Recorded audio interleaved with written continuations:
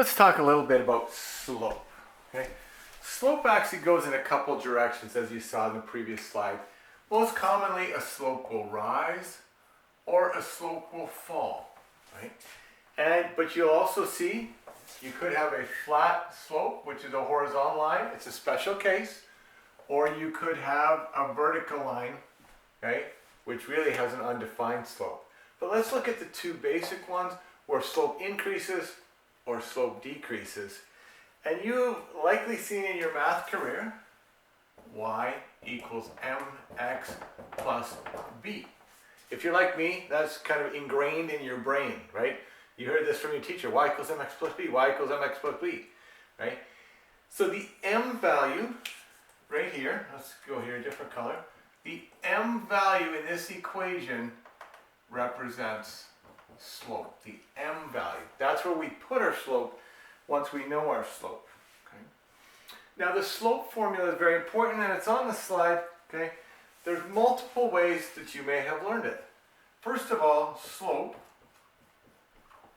which we use m for generally, okay, is the rise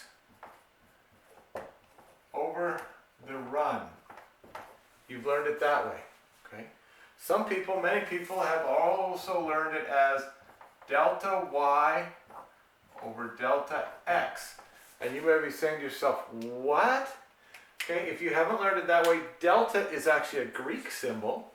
It's a triangle, but it's a Greek symbol, right? Because Greeks don't use our alphabet, right, in the Greek language. Delta y means the change in y. That means the change in y over the change in x. Okay? So you're saying, well, what's changing? Let's get the black here. I got new markers, by the way. What's changing? Well, we take y2 minus y1 over x2 minus x1. Okay? And that's the calculation of it. Okay? And you say, okay, well, what is this y2 minus y1 over x2 minus x1? Let me get my eraser here. Let me get rid of this stuff at the top. Okay. And I do have upcoming a selection of videos in the slides ahead that are not done by me. They kind of reinforce slope because it's an important topic. Let's pick 2 points. Let's just throw down a rough Cartesian plane. Doesn't matter how good it looks. Just a rough Cartesian plane. I'm going to take 2 points. I'm going to do them in red. Okay. Let's say this point here, I don't know, that looks like -4 and 1. So we're going to call that -4 and 1. Right? And then we'll take this point here, you know, maybe like 3 and 6. Yeah, let's go way over here. Right? That looks like a 6 to me and maybe a 3 to me. So we're going to call that 6 and 3. Okay? Now if I want to, let's get our green. We haven't used green in a while. I could join, and I should use a ruler here, but we'll do it quickly. I could join those two in a line. Okay? And I could say, what's the slope? Now the slope is the measure of steepness. It's how steep a line is. There are no units. Okay? It's just the higher the number, the steeper the line. The lower the number, the flatter the line. If the number is 0, it means a horizontal line. And then when it starts to go the other way, it's negative. Right? So think of it this way.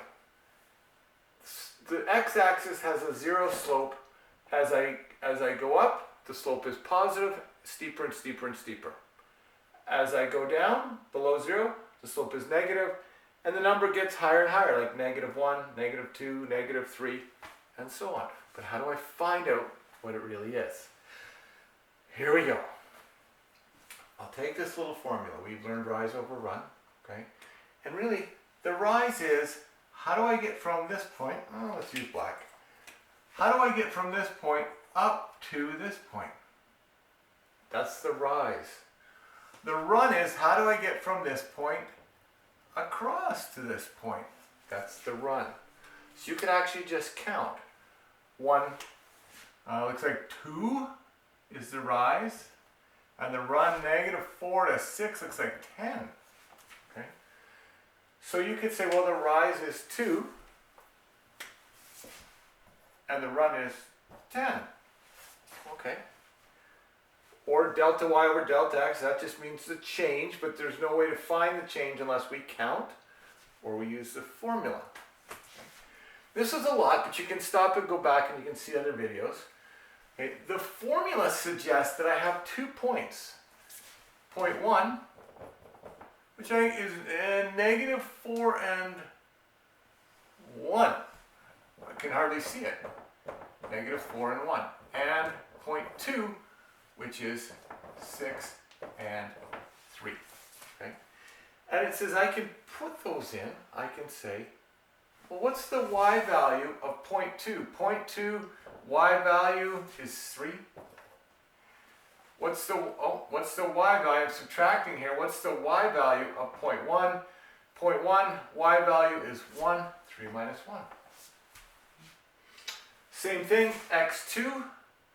X value of point 2 is 6 minus the x value of point 1 is negative 4. Be careful, I'm subtracting a negative 4 there. There's a double negative. You have to be careful with that. Okay? And then you do a little math. Well, 3 minus 1 is 2. 6 minus negative 4 is 6 plus 4 is 10. So whether you count and get 2 over 10 or use the formula and get 2 over 10, you're still going to get a slope of 2 over 10. Now, slope equals 2 over 10, but we can't leave that because it's a fraction that we can reduce to 1 over 5. 1 over 5. Now 1 over 5 as a decimal would be decimal 2. Decimal 2 is not a very big rise, so it's not a very big steep slope. And as you notice, that thing doesn't go up, that line doesn't go up very fast.